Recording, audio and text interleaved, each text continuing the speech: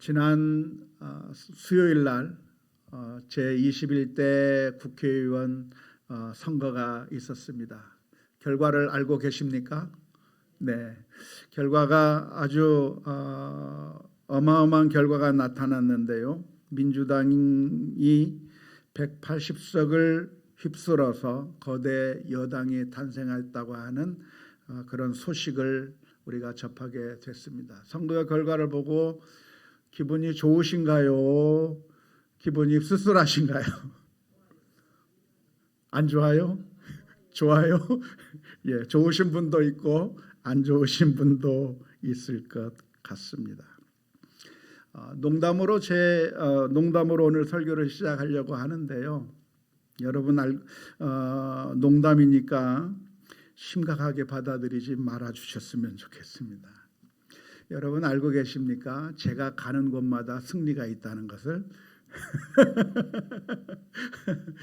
제가 대구에 있을 때는 삼성 라이온즈가 한국 시리즈 우승을 했는데 제가 전주 오니까 기아 타이거스가 우승하더라고요. 그런데 이번 선거도 그렇게 됐습니다. 제가 대구에 있을 때는 박근혜 후보가 대통령에 당선됐는데 제가 전주로 오니까 민주당이 180석을 차지했어요. 이런 사람입니다. 박수 치거나 아멘 할 건 아니고요. 농담입니다. 그냥 농담이고 오비일학이죠. 오비일학이고. 제가 대구에서 목회할 때 대통령 선거가 있었습니다. 그래서 그때 박근혜 후보가 당선되는 그런 일이 있었거든요. 그래서 그 다음 주일날 교회에 와서 여러분 선거 결과 어떻게 생각하세요? 박근혜 후보가 당선된 거 어떻게 생각하세요? 하고 물어봤더니요. 그 교회에 참여한 모든 성도들의 얼굴이 만면에 웃음을 지면서 너무 좋아요 하면서 박수를 얼마나 많이 쳤는지 모릅니다. 참 정치라고 하는 것이 스포츠랑 비슷해서 내가 지지하고 후원하는 사람이 당선이 되면 그렇게 기분이 좋고 내가 싫어하는 사람이 당선이 되면 그렇게 또 마음이 씁쓸하게 되기도 하는 거죠. 어쩌면 이 가운데는 여당을 지지하시는 분들이 있어서 이번 선거 결과를 보고 좋아하시는 분들도 있을 것이고 이 가운데는 여당을 지지하지 않는 분들이 계셔서 그래서 이번 선거 결과를 보고 기분이 많이 상하신 분들도 있을 거라고 생각을 합니다.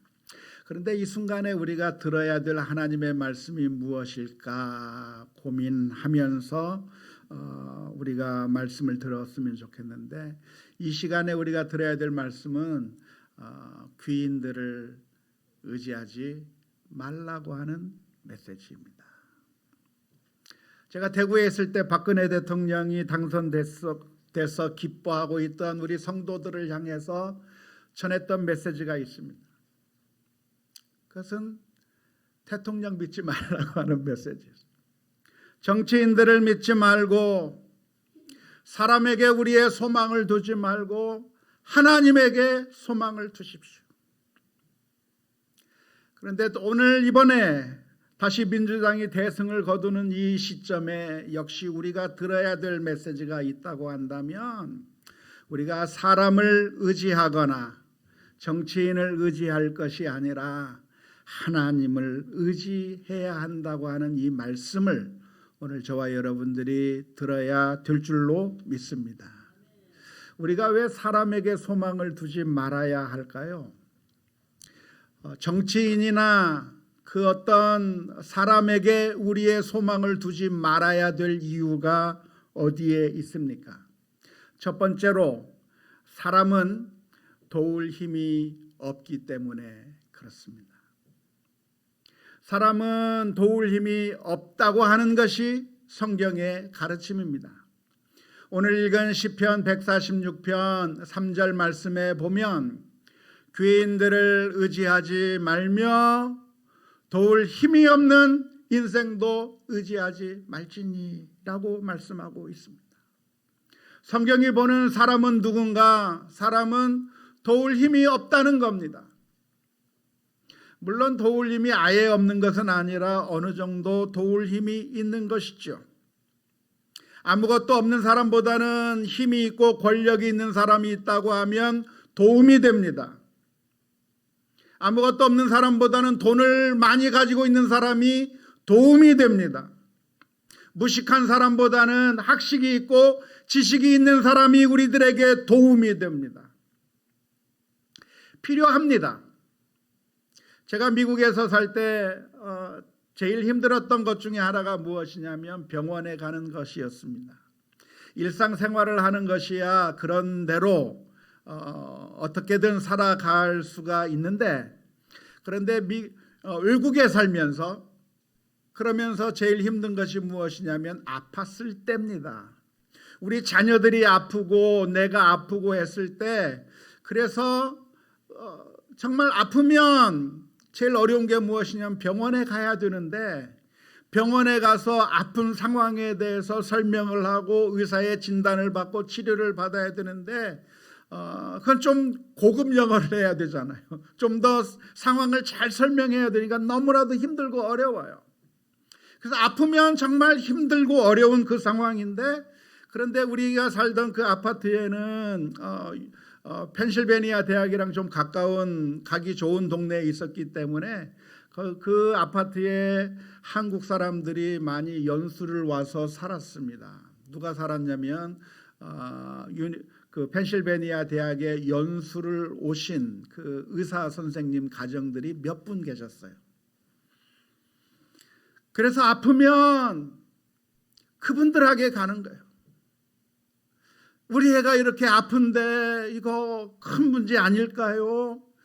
이거 어떻게 하면 좋아요? 하면 그때 한국에서 잠깐 오셔서 그 아파트에 살고 있던 그 의사분들이 한번 보자고 하면서 괜찮을 것 같아요, 큰 문제 아니에요 하는 그 말 한마디가 얼마나 큰 위로가 되고 정말 안심이 되는 말이었는지 모릅니다. 사실 그 의사들 분들 가운데 대부분이 다 치과 의사였는데요, 치과하고는 관계없는 배 아픈 문제를 가지고 있어도 그분에게 찾아가서 얘기하면 힘도 되고 도움이 되는 그런 경험들을 하게 됩니다. 그래서 우리가 살아가다 보면 전문 지식이 있는 분들이 도움이 되기도 합니다. 힘들고 어려운 법적인 문제가 생기면 법조인이 도움이 되는 것이고, 여러 가지 힘쓸 일이 있을 때는 힘이 있는 사람이 도움이 되는 것이고, 의사가 도움이 되는 것이고, 도움이 안 되는 것이 아니라 많이 도움이 되는 것이죠. 그래서 우리는 살아가면서 그런 사람들을 만날 때마다 많은 도움을 얻게 되는 것이고 의지하게 되는 것입니다. 어쩌면 사람들이 정치에 매달리는 이유도 거기에 있는 것이 아닐까 싶습니다. 이번 수요일 날 선거하는 모습을 보고서 얼마나 깜짝 놀랐는지 몰라요. 코로나19 시대에 이런 상황 가운데서 투표율이 떨어지는 것이 아니라 더 많이 올라갔을 뿐만 아니라 마스크를 끼고 장갑을 끼고 그렇게 길게 줄을 서서 1시간, 2시간을 기다려서 투표하고 나오는 그 열정 어디서 있을까요? 아마 사람들의 마음 가운데는 정치인들을 의지하고 싶은 마음, 내가 지지하고 후보하는 그 사람들이 되었으면 좋겠고 그 사람들이 나를 위해서 일을 해주었으면 좋겠다고 하는 갈망이 그런 자리로 가게 만들었을 거라고 생각을 합니다. 사람은 도움도 되고 여러 가지 유익하기도 하지만, 그러나 우리가 이 시간에 깨달아야 될 하나님의 말씀이 있다고 한다면 그럼에도 불구하고 사람은 우리들의 궁극적인 도움이 되지 못한다고 하는 말씀입니다.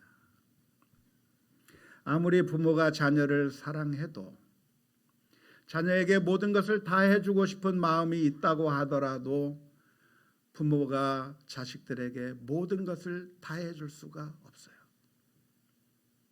대신 가서 시험 쳐줄 수도 없고, 대신 가서 아파줄 수도 없고, 그 아이의 문제를 내가 해결해 줄 수 없는 것이 얼마나 많은지 몰라요. 벌써 세월호 6주년이 됐습니다.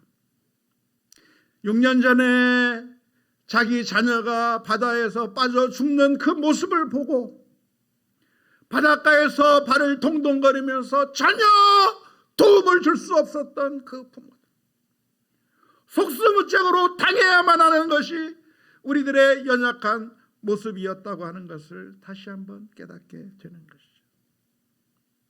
사람은 때때로 우리들에게 도움이 되기도 하고 힘이 되기도 하고 능력이 되기도 하고, 때로는 권력이 있는 사람들이, 때로는 돈을 가지고 있는 사람이, 또는 어떤 분야의 전문가들이 우리들에게 도움이 되기도 하지만, 궁극적으로 우리들의 문제를 해결해 줄 수 있는 완벽한 도움이 될 수 없다고 하는 것이 성경에서 보여주고 있는 사람의 모습인 줄로 압니다.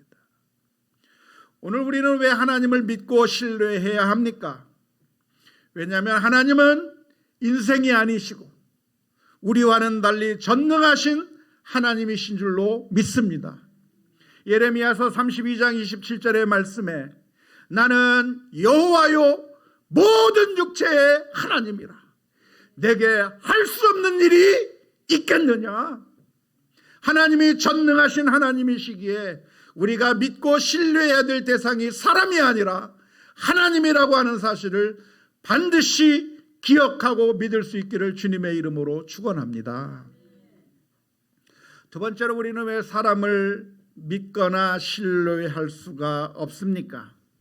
그것은 사람의 마음이라고 하는 것은 너무나도 쉽게 변해 버리기 때문에 그렇습니다.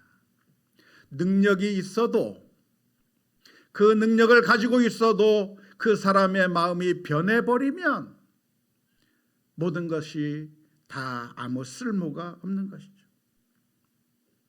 안타깝게도 오늘날 수많은 가정이 도중에 깨어져 버립니다.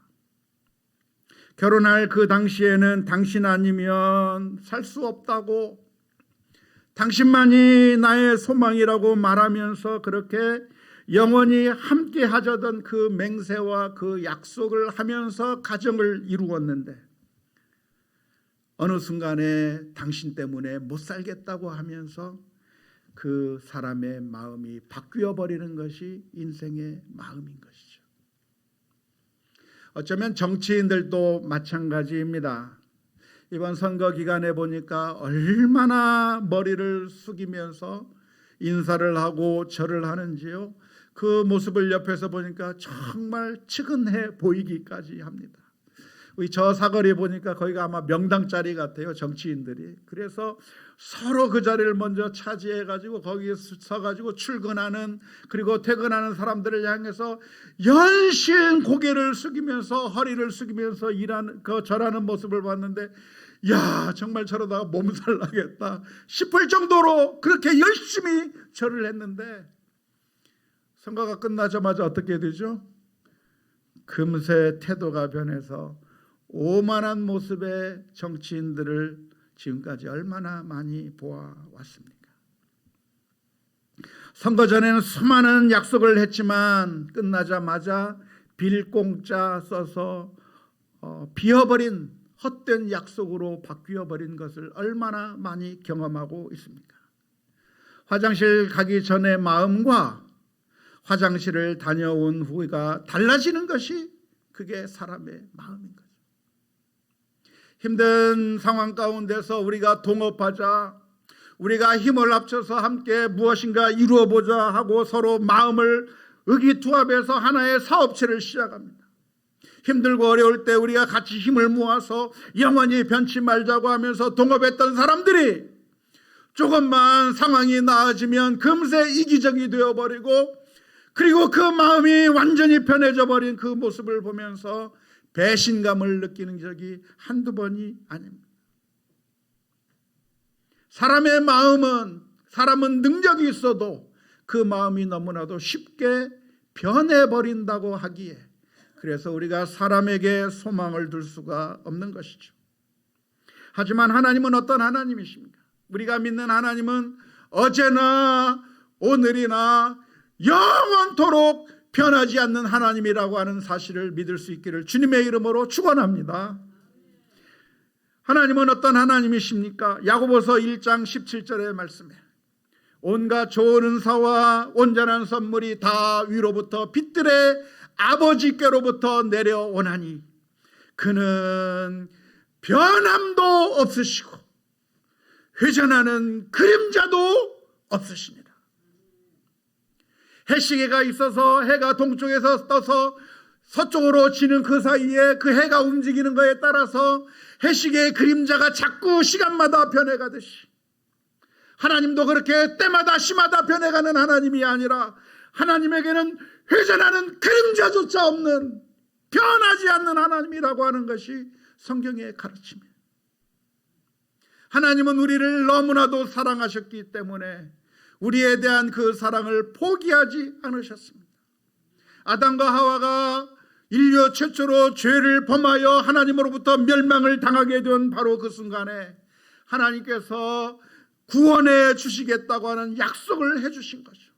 그런데 그 약속이 도중에 아무 의미 없이 끊어져 버린 것이 아니라 아브라함에게 주셨던 말씀, 내가 너로 하여금 큰 민족을 이루게 하겠고 복의 근원이 되겠다고 해주셨던 그 약속을 도중에 깨먹은 것이 아니라 끝까지 지켜주셨기 때문에 결국 그 아들을 십자가에 내어주시기까지 그 아들의 울부짖음을 외면하면서까지 저와 여러분들을 구원해 주신 영원히 변하지 않는 하나님이 우리의 하나님이라고 하는 사실을 믿을 수 있기를 주님의 이름으로 축원합니다.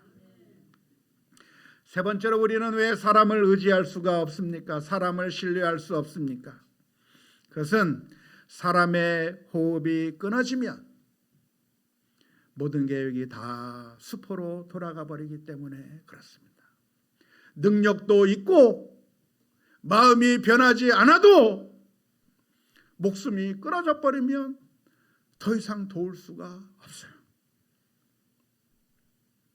사람은 유한한 존재이기 때문에 아무리 능력이 있어도 아무리 마음이 변하지 않아도 언젠가는 그 목숨이 끊어져 버리면 모든 것들이 다 수포로 돌아가는 것이죠. 능력이 있으면 뭐예요? 마음이 안 변하면 뭐예요? 그 목숨이 끊어져 버리면 아무런 의미가 없는 것이죠. 그러나 하나님은 어떤 하나님이십니까? 계시록 1장 8절 말씀에 보면 이렇게 기록합니다. 주 하나님이 이르시되 나는 알파와 오메가라, 처음과 마지막이라. 이제도 있고 전에도 있었고 장차 올 자요 전능한 자라 하시더라. 하나님은 어제나 오늘이라 영원토록 변함이 없이 영원하신 하나님이시기에 오늘 저와 여러분들이 하나님에게만 의지하고 하나님에게만 소망을 둘 수 있을 줄로 믿습니다. 우리가 사람을 의지하게 되면 반드시 실망하게 되어 있습니다. 정치인들에게 소망을 두었으나 실망해버린 경우가 얼마나 많았습니까? 정치인들뿐만이 아닙니다. 모든 사람들이 다 마찬가지입니다. 그 어떤 사람에게 소망을 둔다고 하면 우리는 이내 실망해 버릴 겁니다. 저는 3년 전에 부임하면서 첫 번째 설교로 사람을 의지하지 말고 하나님을 의지하자고 말씀을 드렸습니다.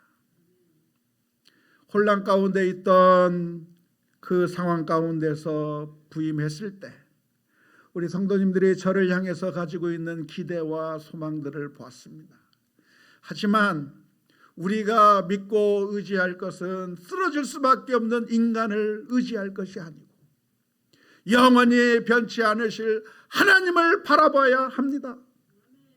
사람을 의지하면 망하게 되어 있고 사람을 의지하면 실망하게 되어 있고 우리의 믿음의 대상이 사람이 아니라 목회자가 아니라 오로지 하나님만이 우리의 참된 믿음의 대상이요 소망의 대상이라고 하는 사실을 반드시 기억해야 하는 것인데 지금 이 순간에 우리가 다시 들어야 될 메시지도 사람을 의지할 것이 아니라 하나님만 의지해야 된다고 하는 이 말씀을 다시 한번 깊게 새길 수 있는 우리 모두가 다 될 수 있기를 주님의 이름으로 축원합니다. 하지만 오해하지는 마십시오. 그러니까 사람을 의지하지 말고 하나님만 의지해야 된다고 하는 이 말씀은, 그러니까 우리가 정치에 대해서 지지하거나 후원할 것은 어리석은 일이고 그냥 중립만 지켜야 된다고 말씀드리는 것은 아닙니다. 결코 그런 의미는 아닙니다. 분명히 정당 가운데는 어떤 정당이 다른 정당보다는 더 좋은 정당이 있을 겁니다. 어떤 정치인이 다른 정치인보다 더 나은 정치인이 분명히 있을 겁니다. 그리고 정치는 그 악한 정치인들 가운데서 좀 덜 악한 정치인을 선택하는 것이, 그것이 정치일 것입니다. 그래서 기왕이면 좋아 보이는 사람을 선택해야 되고, 기왕이면 좋아 보이는 정당을 선택하는 것이 옳습니다. 사실 목회자도 마찬가지입니다. 목회자를 의지하지 말고 하나님을 의지하라고 하는 이 말씀은, 그러니까 목회자를 그냥 무시해도 괜찮다고 하는 그런 말씀이 아닙니다. 우리가 성경 말씀을 오해할 때가 많은데요, 이 말씀을 그러면 어떻게 이해해야 되는가? 어쩌면 돈이나 약의 경우에 비유할 수가 있을 것 같아요. 우리는 병에 들면 약을 먹습니다. 의사의 치료를 받습니다. 하지만 우리들의 믿음은 무엇입니까? 약이 나를 살리는 게 아니라 나를 낫게 하시는 분은 하나님이 낫게 하시는 분이시고, 인간의 생사화복이 약에 달린 것이 아니라, 돈에 달린 것이 아니라 하나님에게 달려 있다고 하는 것을 고백하는 것이 믿음입니다. 돈도 마찬가지죠. 우리가 돈을 가지고 있어야 삽니다. 돈이 없으면 못 사는 거죠. 물질이 없으면 못 사는 겁니다. 그런데 그 물질을 그래서 많이 얻게 되는 것이고, 그래서 물질이 있어야 살게 되는 것인데, 그럼에도 불구하고 우리들의 고백이 무엇이냐면, 돈이 나를 살리는 것이 아니라, 사람이 떡으로 사는 것이 아니라 하나님 때문에 산다고 하는 것이 믿음의 고백입니다. 불신자들은 어떻게 생각하냐면 하나님을 계산에 넣지 않습니다. 그래서 돈이 나를 살리는 것이라고 생각을 해서 하나님이 나를 살린다는 생각을 하지 않기 때문에, 돈이 나를 살리는 것이라고 생각해서 돈을 얻기 위해서라고 한다면 수단과 방법을 가리지 않습니다. 돈이 나를 살리는 것이니까 어떤 방법이든 그 돈을 넣어야만 살 수 있겠다고 생각하기 때문에 그런 것이죠. 그래서 N번방 사건이 터지는 거예요. 돈을 벌 수만 있다고 하면 사람들을 수단화하고 착취하고 남에게 고통을 주는 것은 아무렇지도 않고, 내가 돈을 벌 수만 있다고 한다면 무슨 악한 짓을 해서라도 돈을 벌 수도 있다고 생각하는 것이 불신자들의 생각입니다. 하지만 그런 기회가 우리들에게 다가온다고 할지라도 하나님이 나를 살리는 것이지 돈이 나를 살리는 것이 아니라고 하는 사실을 믿는다고 한다면, 우리 성도들은 그 돈 때문에 인생을 그르치는 것이 아니라 하나님의 말씀에 순종하면서 하나님이 나를 살리시기 때문에 그러한 불법적인 돈을 거부할 수 있는 것이 믿음 있는 사람들의 결단이 되는 줄로 믿습니다. 사람을 의지하지 말고 하나님을 의지하라고 하는 이야기는, 그러니까 하나님을 바라보면서 하나님께서 원하시는 방법이 무엇인가를 고민하고 하나님의 말씀에 순종하면서 살아야 한다고 하는 것을 의미합니다. 어쩌면 지금 우리 사회에서는 정치가 나를 살리는 것이라고 착각하는 사람들이 많습니다. 크리스찬들 중에서도 하나님을 의지하기보다는 정치인을 더 의지하고 이데올로기를 더 의지하다 보면, 그러면 수단과 방법을 가리지 않게 되는 겁니다. 서로 정치적인 입장이 다르다고 미워하게 되는 것이고, 그리고 자신의 정파를 위해서라고 한다면 가짜 뉴스도 자꾸 만들어서 퍼뜨리는 등 하나님을 의지하는 것이 아니라 이 세상에 정치인을 의지하고 이데올로기가 나를 살릴 것처럼 그렇게 착각하게 되는 것입니다.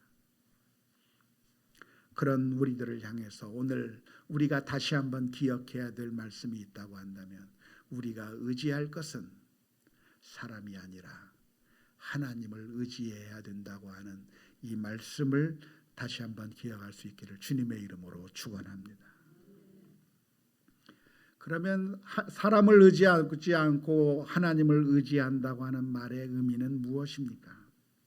사실 사람을 의지하지 않는다고 하는 이 말은 그러니까 사람을 완전히 다 포기해버리라고 하는 말씀은 아닙니다. 예전에 소개했던 것처럼 이 표현은 과장법적 대조라고 하는 표현법입니다.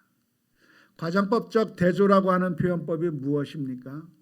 A가 아니라 B다라고 하는 것을 강조하는 식의 표현 방법을 가리켜서 과장법적 대조라고 하는 표현법이라고 말할 수 있는데요. 이 표현을 통해서 전달하려고 하는 메시지가 무엇이냐면 B가 정말로 중요하다는 것을 강조하는 겁니다. B가 정말로 중요하다고 하는 것을 강조하기 위해서 뭐라고 표현하냐면 A가 아니라 B다라고 말하는 거죠.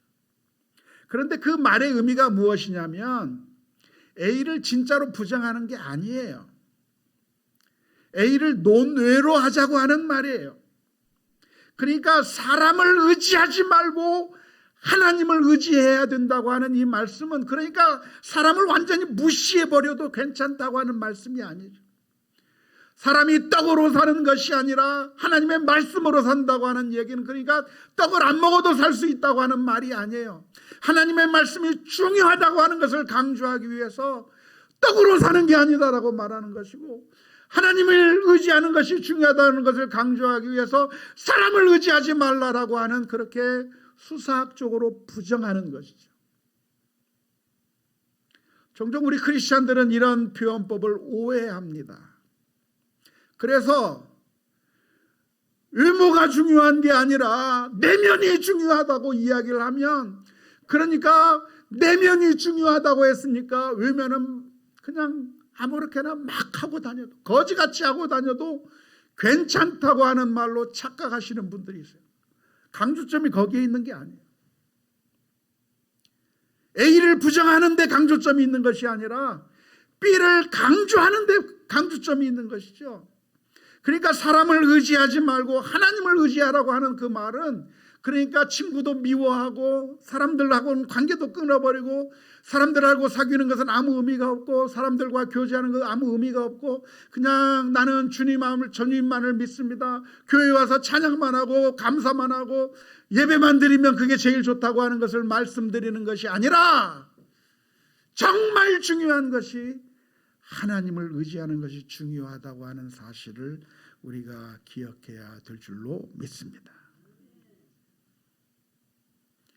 이제 저를 좀 보여주죠.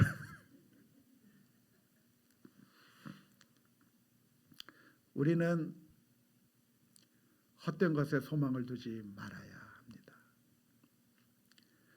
우리들의 눈앞에 돈이 제일 중요한 것처럼 보이고 때로는 건강이 제일 중요한 것처럼 보이고 때로는 사람이 제일 중요한 것처럼 보이고 때로는 어떤 지식이 제일 중요한 것처럼 보이는데 그런데 성경의 가르침은 그딴 것들이 중요한 게 아니라 하나님이 진정으로 우리가 믿고 소망을 두어야 할 유일한 분이시라고 하는 것을 강조하고 있는 것을 믿을 수 있기를 주님의 이름으로 축원합니다.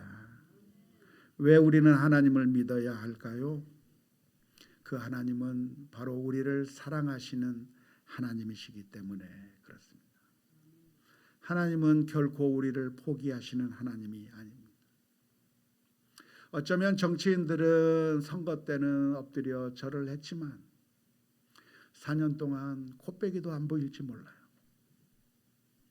선거 때 위에 만나보신 적 있어요? 아마 그럴지 몰라요. 하지만 하나님의 사랑은 단 한 번도 중단되는 적이 없어요. 우리가 하나님을 모른다고 외면할 때도, 우리가 죄를 짓고 하나님의 마음을 아프게 할 때도, 하나님은 우리를 심판해버리고 끝내시는 하나님이 아니라 우리를 끝까지 사랑해 주셨기에, 우리가 하나님과 원수 되었을 때라도 우리 주님께서는 우리를 끝까지 사랑하셔서 그 하나밖에 없는 아들을 십자가에 못 박게 만드시고 기어이 저와 여러분들을 하나님의 자녀로 품어주신 분이 하나님이시라고 하는 사실을 기억해야 될 줄로 믿습니다. 사랑하는 성도 여러분, 이 세상에서 살아가면서 배신을 당해 보셨습니까? 믿었던 도끼에 발등이 찍힌 적이 있습니까? 그 어떤 사람도 내 마음을 알아주지 않아서 마음이 외롭고 쓸쓸하게 살아가고 계십니까? 이런 상황 가운데서 우리가 엉뚱한 데서 해답을 찾지 않으시기를 바랍니다. 남편이 믿업지 못하다고 다른 남자의 품에 안겨서 거기서 소망을 찾을 것도 아니고, 아내의 사랑을 확인할 수가 없어서 다른 여성을 통해서 내 마음의 허전함을 달랠 것도 아니고, 우리들의 인생을 돈에 걸어서, 돈이라고 한다면 그 모든 것들을 다 포기하면서 돈을 얻기 위해서 노력할 것도 아니고, 마치 이데올로기나 정치가 내 문제를 해결해 줄 것처럼 거기에 우리의 온 인생을 걸면서 살 것이 아니라, 우리를 끝까지 사랑하시고 우리를 위해서라고 하면 그 아들을 내어주시기까지 사랑하신 그 하나님 앞에, 그 전능하신 하나님 앞에 나아가 하나님 앞에 엎드리는 우리 모두가 다 되어야 될 줄로 믿습니다. 힘들고 어려울 때 우리를 배부르게 못할 것을 추구하면서 헛된 것들을 따라다니면서 또 배신당하고 또 창피만 당할 것이 아니라, 그 마음이 너무나도 넓으셔서 우리가 찾아오면 단 한 번도 거절하지 아니하시고 우리를 영접해 주시는 그 하나님 앞에 날마다 나아가는 우리 모두가 다 될 수 있기를 주님의 이름으로 축원합니다.